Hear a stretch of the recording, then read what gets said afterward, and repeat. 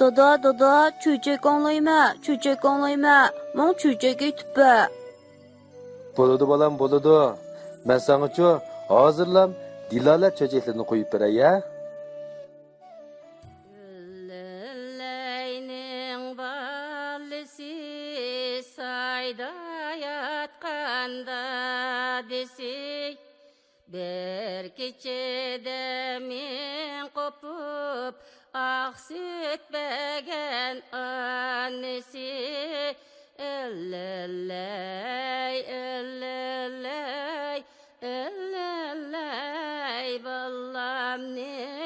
ballam ne. Assalomu alaykum o'moqlarim. Kechlikinglar xayrli bo'lsin. Bugun men sizlarga Yaponiya cho'chigi 7 koni askarni aytib beray. Yaponiya cho'chigi 7 koni askar. Burunning burunisida Yaponiyaning intayin chat bir yerida nihoyatda egiz bir tog' bor ekan. Bir to'p yovuz, rahimsiz qaroqchilar bu tog'ning cho'qqisini makon tutib olibdi. Ular doim tog'dan pastga tushib, yezlarni taram-tarash qilib, puhralarga zodila aram bermabdi. Qaroqchilar nagili borsa shu yerdagi kishilarning uylariga bostirib kirib, uylarini quruqtab qo'ydi ekan. Bu qilg'ini yetmagandek, uylarni ko'ydirib, kulga aylantirdi ekan.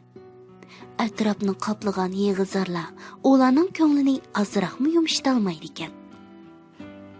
Yaponiya podshohi qattiq xotirjamsizlanib, bu qaroqchilarni yo'qotishga bel bog'labdi.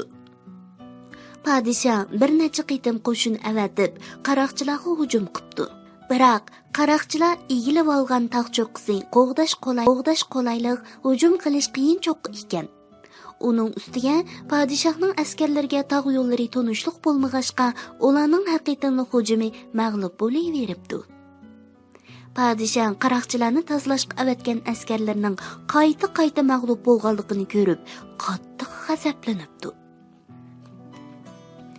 U o'yan o'ylab, oxiri Lei Guang ismli bir koni askarni huzuriga chaqirtibdi. Lei Guang burun sansiz janglarga qatnashgan, har qitimda zafar quchib kelgan ekan. Lei Guang, debdi podshoh. sen men uchun nurg'un yil xizmat qilding. Aslida sen obdan aram ilib, oxirgi umringni xotirjam o'tkazsang bo'ladi. Biroq hozircha bu mumkin emasdek turadi. Bu qitim seni eng oxirgi farmonimni ijro qilishga buyurmoqchiman. Sen bir qo'shinni boshlab berib, tog'dagi yovuz qaroqchilarni tal-to'kis yo'qotib kel. Lei Guang podshohning so'zlarini anglagandan keyin eg'ir tortib, Oliylari, agar yosh vaqtim bo'lgan bo'lsa, o'zim yolg'iz beribla bu ishni bitirib kelgan bo'lardim. Lekin hozir bakli qirib ketdim. Urush qilgudek majolim qolmadi. Qo'shinga qo'mondonlik qilolmay qolarmanmikin? debdi. Acaba bizning bu qaroqchilarga bosh egishimizga to'g'ri kelarmi? debdi podshoh qayg'urgan holda. Oliylari, ahvol u darajada nachar emas, debdi Lei Guang o'ziga to'liq ishongan holda. Mening katta qo'shin boshlab berishimning hojati yo'q. Men o'zimga o'xshash peshqadam askardan oltini boshlab berib, qaroqchilarni yo'qotib kelay. Podshoh Lei Guangning bu amalining natijalik bo'lishiga tas ishinib ketmasimu, yana uning deginiga qo'shilibdi. Bir necha kundan keyin 7 koni askar yo'lga chiqibdi. Ular ya ot minmabdi, ya qilish qalqon olmabdi. Hatto savut dubulg'alarini ham kiymabdi. 7 koni askar faqat oddiygina yuk taqini ko'tarib, tog'dagi butxonaga berib, kuji ko'ydirib tavob qilguvchilar siyoqida yasinib mengibdi.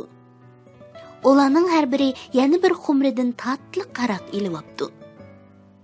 7 kun askar yo'l yursimu mo'l yurib, oxiri tog' qaptiliga yetib kelibdi. Tog' cho'qqisi turgan qaroqchilar bu yettaylarni ko'ribdi. Qaranglar, hey, og'inlar, deyishibdi ular qaqaqlab kulishib. Yetti tilamchi buvay orina yiroq, yo'lni japa ko'rmay, bizni yo'qlab kelibdi. Ha ha ha ha. Ta qapdili bak tik ekan. Lekin yashinib qolgan 7 kun askarning hammasi qat'iy ishonchga ega bo'lg'achqa, favqulodda botirlik va chidamliqligini namoyon qildi. 7 kun askar bir-birini yo'lab, bir-birini tortib tog' cho'qqisiga qarab ilgirlabdi. Qaroqchilar tog' cho'qqisidagi bir o'nkirni makon tutgan ekan.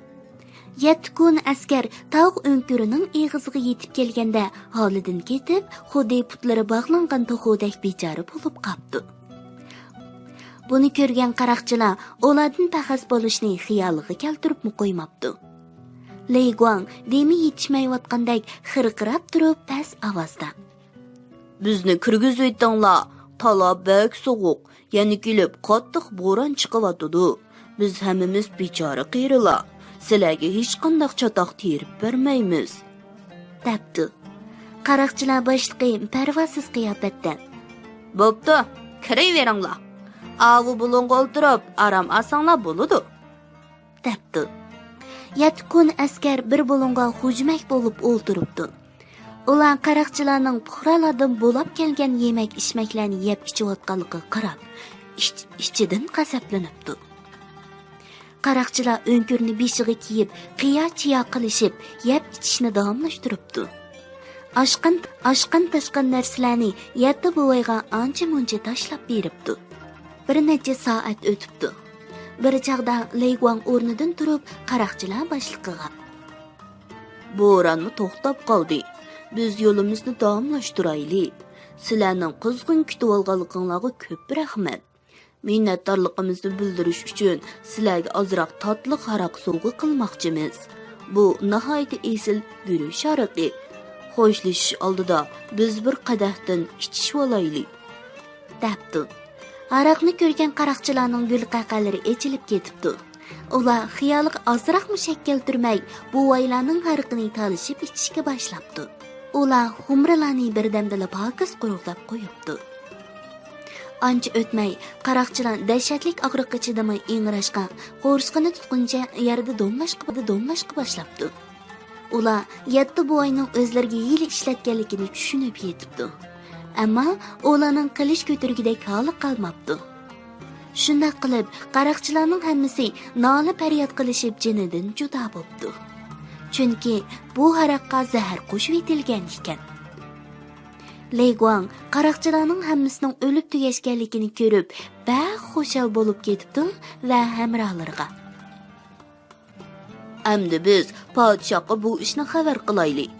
Ular qaroqchilar bo'lib kelgan narsalarni puhralarga ulashtirib berishga odam emassin, debdi. Podshohga xabar qilishga men boray, debdi bir kun askar. Amisa darhol yo'lga chiq, debdi Lei Guang. Koni askar poytaxtga berib bir muncha askarlarni boshlab kelibdi. Askarlar Lei Guangning qaroqchilarni qanday jaylaganligini anglab, uning botirligi va pamparastini og'ziga tegmay maqtishibdi. Askarlar tog' cho'qqisidagi hamma narsalarni ko'tarib pastga to'shibdi. Ular yana 7 atqa 7 koni askarni mindiribdi. Chunki ularning mengib tog'dan tushgidek maqdiri qilmagan ekan. Shunday qilib 7 koni askar pamparasat ishlatib, puhralar uchun qaroqchilarni yo'qitib, podshoh uchun oxirgi qitim xizmat ko'rsatibdi. Kichik do'stlar, koni askar Lei Guang bak aqlli ekan-a? Cho'chakdagi 7 kun askar urush qilgudek majoli qilmagan qiyra askarlar bo'lsa-mu, pamparasat ishlatib, puhralarni bo'zaq qilib, orom bermayotgan qaroqchilarni yo'qitib, ularga xotirjam turmush ato qildik. Biz bularning ruhini o'zimizga ulgu qilaylikmi? O'maqlarim kashf bo'lib ketibdi. Amdi baldir uxlanglar. Atmush vaqtda Dilola Undidor salonda ko'rishaylik. Tatliq tushlar sizlarga hamroh bo'lsin.